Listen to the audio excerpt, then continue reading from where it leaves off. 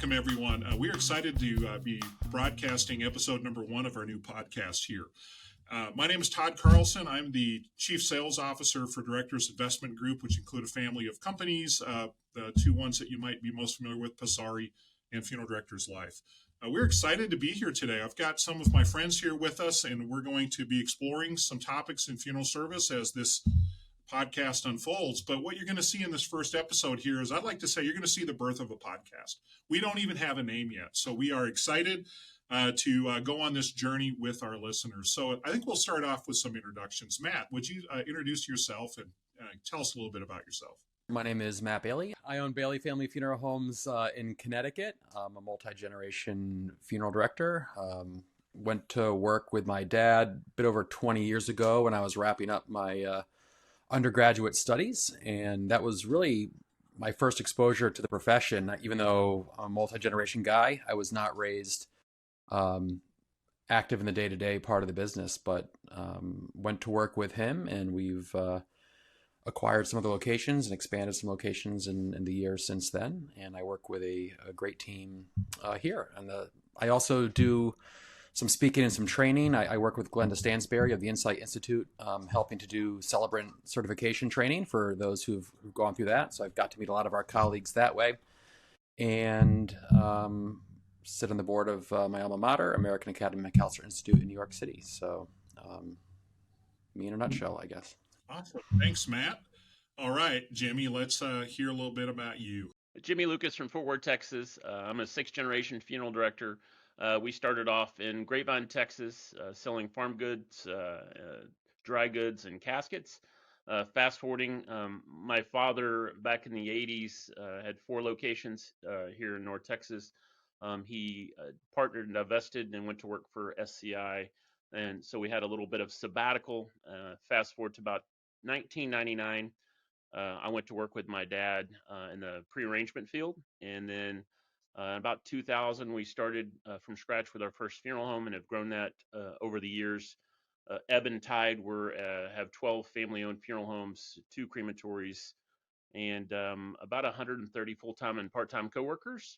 And we serve on a at-need and pre-need around 4,000 families a year. So love what we do, love serving the communities we're in, and honored to be with y'all today, including you, Gary. Appreciate that. Awesome. Well, hey, Jimmy, that's a nice handoff. Gary, would you tell us a little bit about it? All right. My name's Gary Freytag. I do not come from a family business. I didn't join the death care profession until 2003. I grew up in Cincinnati, father of 2 boys, both of whom are in Chicago. In terms of academics, I went to Dartmouth undergrad. The main reason I went there was I knew I could play basketball in the Ivy Leagues, and I knew I couldn't play in the Pac-10. There aren't a whole lot of 6'4" power forwards in the Pac-10. So, and then after Dartmouth, I went to the Harvard Business School. It's proof that even great academic institutions make admission errors. Moving on. So much to say about that. Oh, yes. Yes, I've lowered the bar at so many institutions. Anyway, in terms of a career, before I entered the death care world, I've done management consulting, venture capital, manufacturing, corporate finance, and also information technology. I've now been running Spring Grove for 22 years. I thought I'd be here for 3. But Spring Grove is a large independent combination in Cincinnati. It's one of the largest cemeteries in the country. Spring Grove Cemetery is 750 acres and 450 developed. It's also one of 5 cemeteries that's a National Historic Landmark. So it's really a unique place. Overall, Spring Grove has 2 cemeteries and 13 funeral homes.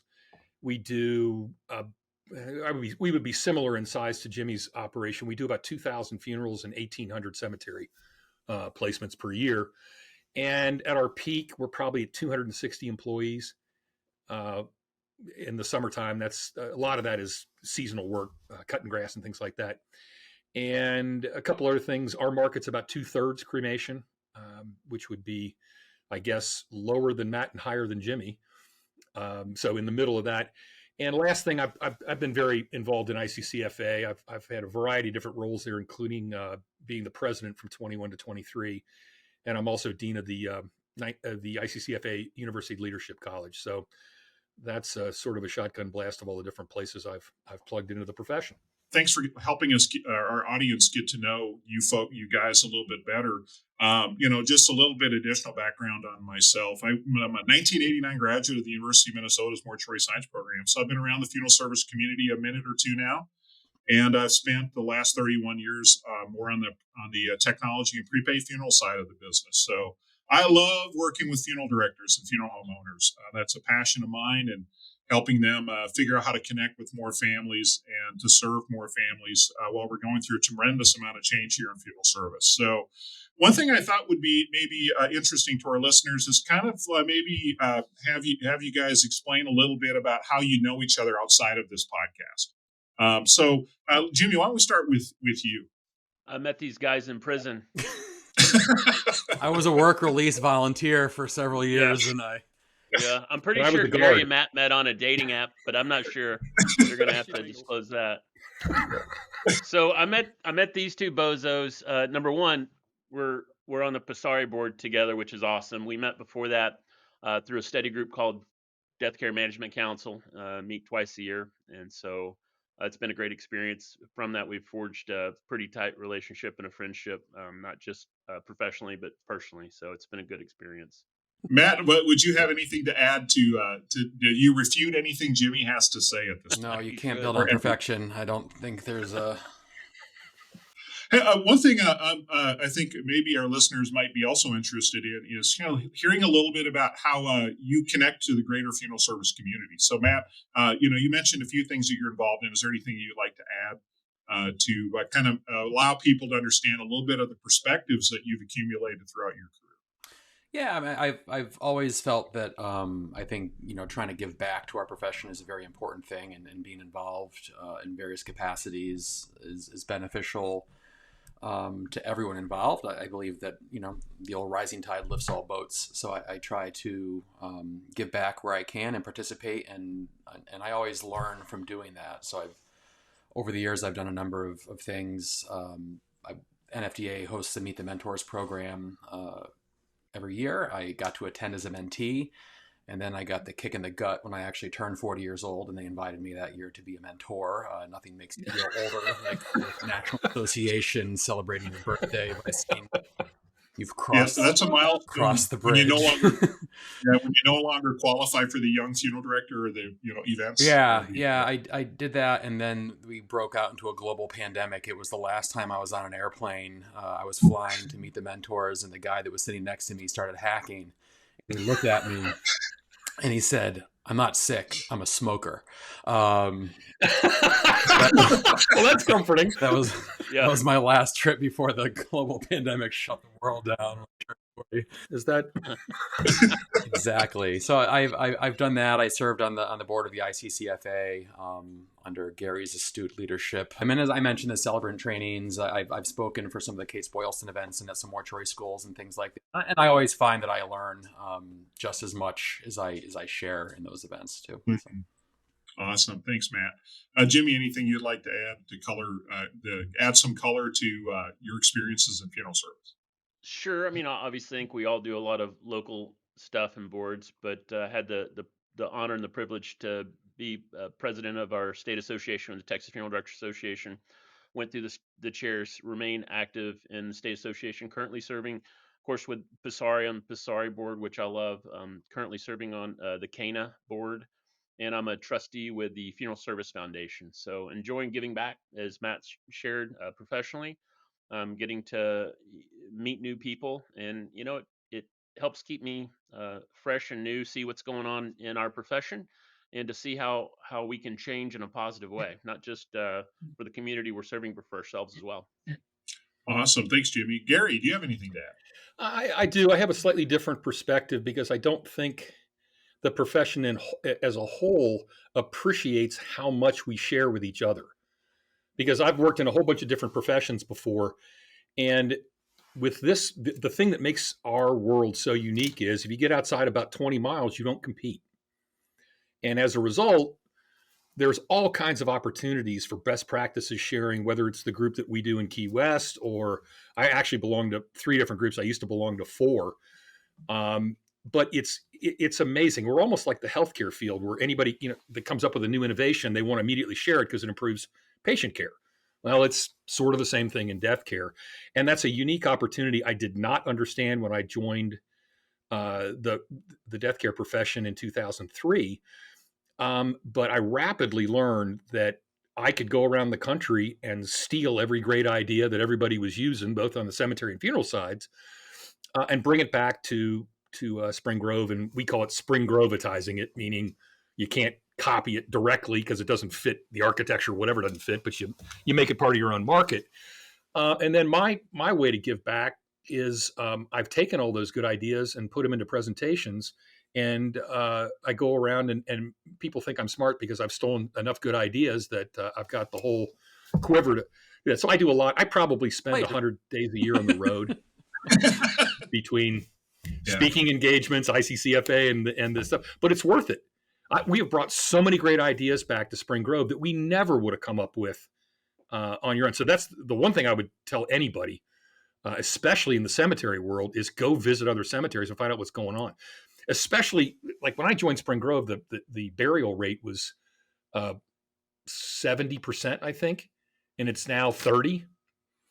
And so going to places like California and Seattle and Connecticut and Phoenix that have already had 3 generations of cremation customers and are already in the 60, 70, 80% range, it really helps to get out in front of that, because the folks in those markets have already beaten their heads against the door trying to figure out, all right, this is the new customer, how do I serve them? And you can go sort of cherry pick. And hopefully at this point, I've accumulated enough knowledge that people are cherry picking from me. Great. Leave it to a guy from Harvard to steal other people's stuff and take it as his own. Plagiarism has a definition. How do you think I got in? When you're at Harvard, that's called research. One thing I think might be interesting to explore a little bit here is when we talk about, because Gary, I think, was kind of moving towards, with his great academic mind, he was moving us towards what the purpose of this podcast could be, right? Again, we don't know the name of this, and we don't have a format yet even to follow. So we are working our way through this. Aren't you a pre-planning company? Well,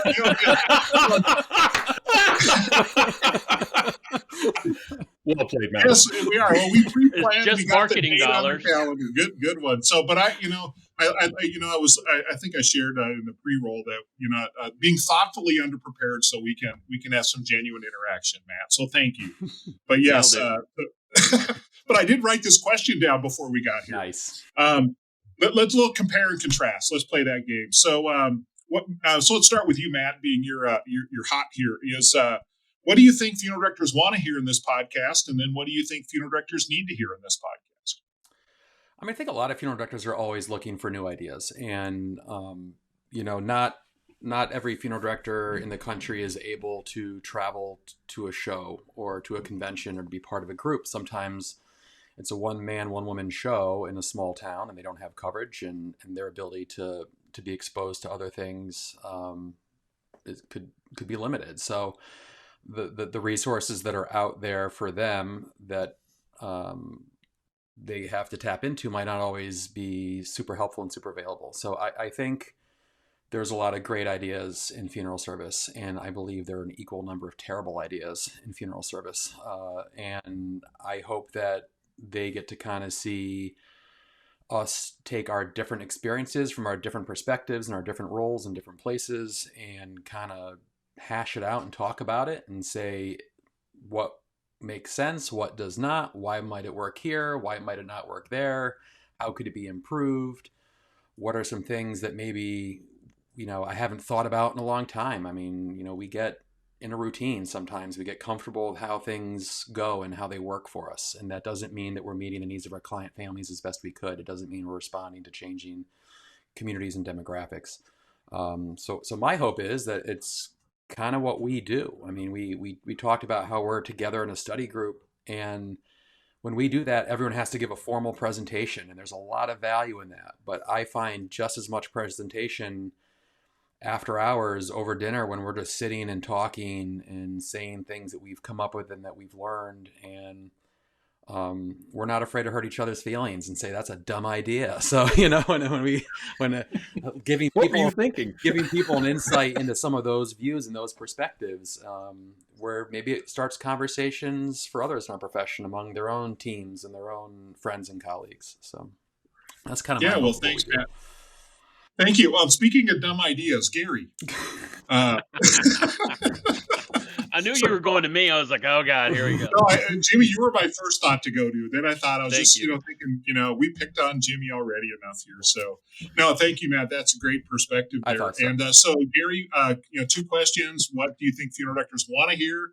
And cemetery professionals want to hear? And what do you think they need to hear? And my role here with this group is more of a bigger picture. I'm not on the front lines. I've never run a funeral. I'm not licensed. So for me, what I'm trying to do is provide a broader perspective. And one of the things I would say is that what they don't want to hear is their lives are going to get a lot more complicated. We've seen this in the transition from majority burial to majority cremation.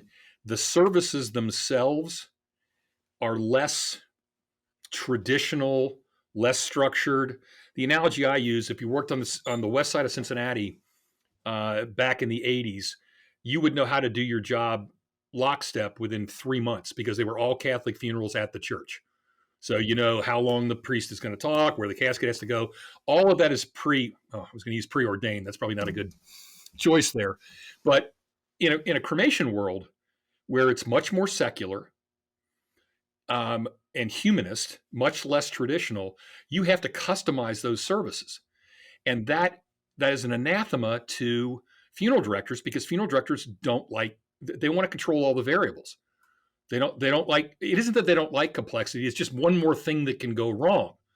And so if you have, the same service over and over again, you can control all the variables and do all that. Well, if, your next service is a Cincinnati Reds theme, and then it's a golf theme, and then it's a child that liked dinosaurs, coming up with all the stuff to support that, executing that in a short period of time is really difficult. And I believe that going forward, we're going to have systems that manage that complexity so the funeral director can spend more time with the family customizing and less time with, all right, what was your father's DOD number? What was the last address? That's where you don't want your funeral directors spending time. You want them spending it on it. Well, what was your dad interested in? And what do you think he'd like to see? And those kinds of questions. So my biggest fear for the funeral profession going forward is as that complexity ramps up, the competition changes. You're no longer competing with the small mom and pop funeral home down the street.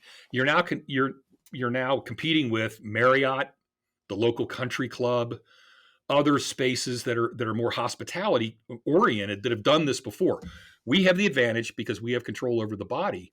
But if we don't find a way to execute the event side of it, which is much more complex than the back office stuff, then we're going to be in real trouble. And it won't be from the traditional competitors. It'll be from new. I told my company or our company, go online. In 15 minutes, you can find funeral packages to every major hotel chain and every or most of the country clubs in your market because they recognize it's an event. And a lot of times in a cremation world, the body's not there.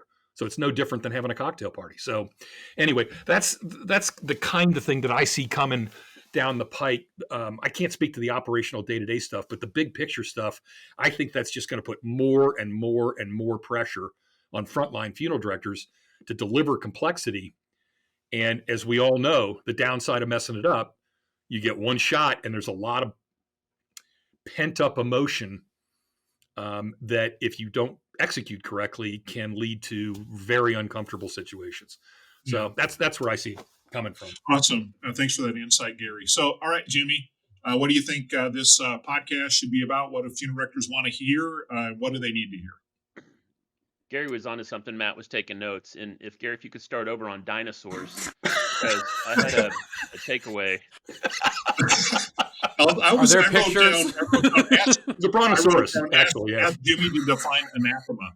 So Yeah, you're right. I know. It's like, is a smart guy? Are we going to have little definitions and what he's saying across the screen from the smart guy? Indubitably. I'm Pop up, sorry. oh, God, dude, don't send me a book unless it's got pictures.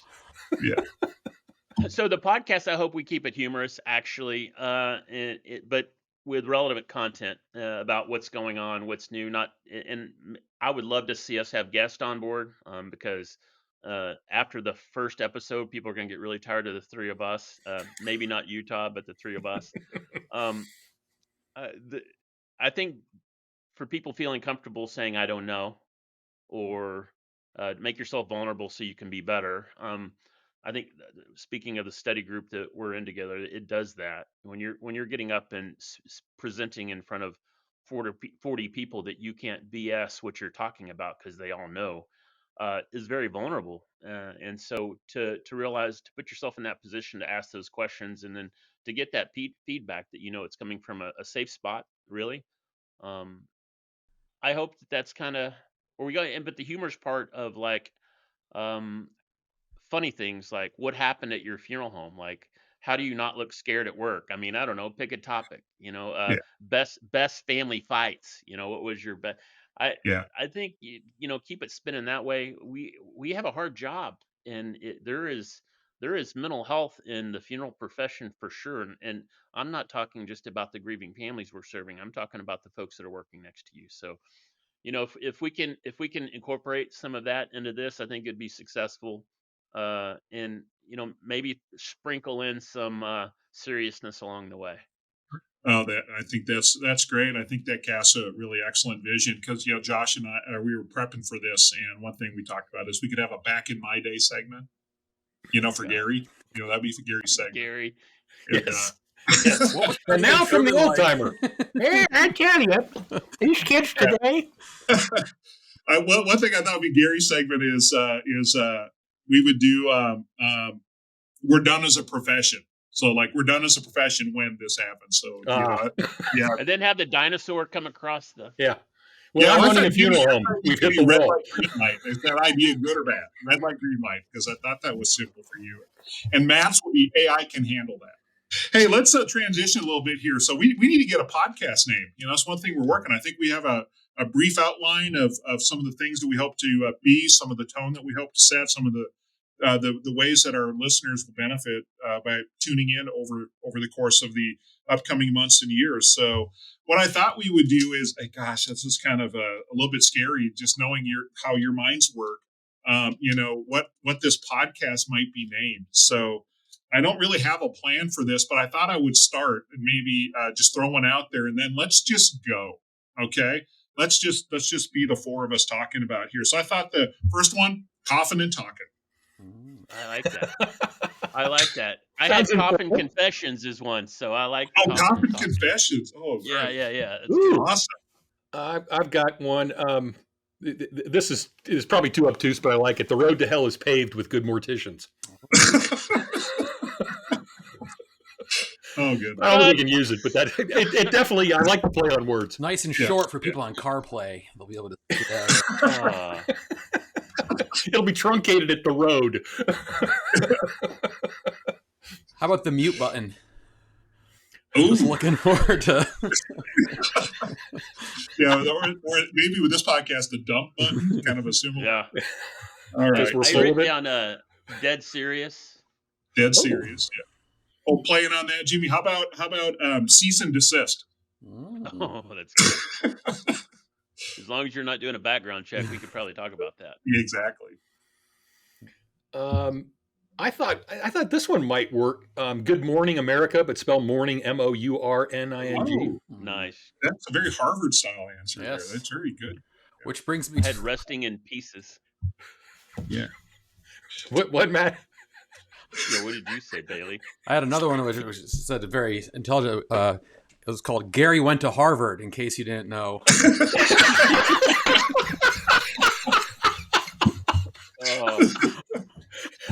I'll wear my Harvard shirt I had to the podcast next time. I did have another Gary themed one, which was Gary and the Chipmunks, but I didn't know if it was too close to copyright infringement. So. All right. I thought I had two that involved the term 6 feet under. So Okay. how about 6 feet under the influence? I like that. And even though it's still maybe early in the morning. And playing on maybe how on Matt's theme of making a mistake occasionally, or is 6 feet blunder. Mm-hmm. Oh, I had graveyard like that. shift. Oh yeah, I like that. I had one that I called it the rebirth of death care, which is really what my hope is, because we're going through a major transition, especially with consumer expectations. I don't know, that may be a little too deep, but I had death care. I had another one. I think this one might fit for the group: artificial intelligence.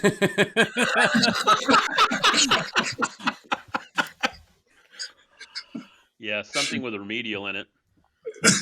I had how about mortificial intelligence? Mortific.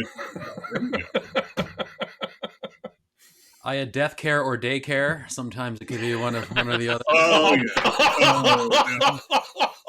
Which is where we should all be. Exactly. Yeah. Also the last laugh I had. Ooh. Yeah. I had Beyond the Grave. I like. Yeah. I like a lot of these. Undertaking Matters. I had Undertaking Matters. Mhm. I mean, I matters. had Undertaking Matters. That it matters. And then also because Gary, Jimmy, and myself are all members of the Honorable Order of Kentucky Colonels, I had the Colonels of Truth as well. Well said. And you can't handle the truth. Yeah. That's pretty good. I did have. I think I had a one I called Dead Reckoning. Ooh, That's good too. Yeah. So are you going to open this up to the 6 people that are going to watch this first episode? Both our viewers deserve a say. Yeah. Well, you want to talk about the bad idea category in pre-production? We were discussing how we might decide this. Well, we'll have our viewers vote, and our pre-production people were like, Todd, they haven't even seen the episode. They can't vote. So it wasn't very well thought out. Click on the link right here. to vote for your favorite. Hashtag podcast Absolutely. name. 1999. All right. Well, so if after hearing all of the nominations, does anything stand out? I think there are a few good ones, but my short-term memory is not good enough for me to be able to recall them all for you. So I'm still thinking about Gary's dinosaur. There you go, Gary's dinosaur. Yeah, but you're thinking of the Fred Flintstone show. Hey, we were well behaved, by the way. Yeah. Nobody's cursed yet, I think. No, I like several of them. I mean, what I would do if we were in the same room is everybody gets 3 Post-its, and you vote for the 3 that you like the best, and then you narrow it down from there. All right. Well, here's what I'm going to suggest is that our post-production people will go back and take these names and send it to us, and we'll do how about we do the 3 votes and see where that lands. So happy to do that. Yeah. So because I think that's part of the surprise of the show is we don't know what it's going to be named yet, but we are. I think we set a good tone for it here. So I want to just say any before we wrap up here, any closing thoughts any of you would like to make? I'm just hoping people find it both educational and entertaining. That's really the objective, that they can take away something, maybe a nugget that they can take back to their organization, but also that it kept them engaged for however long the broadcast is. Absolutely. Matt, say something funny. Jimmy started laughing when Gary said nugget. I'm 12. All right. Well, hey, Matt and Jimmy and Gary, thank you so much for your participation in this. And I do think, we're all determined to make sure that we, in our own individual ways, have a way to contribute to the future success and to adapting to change in funeral service here. So I think we're going to accomplish that in ways that we can't comprehend right now, but we look forward to, and I know you guys do, to how this will unfold. So thank you very much. Thanks for doing this, Todd. Great to be with you guys.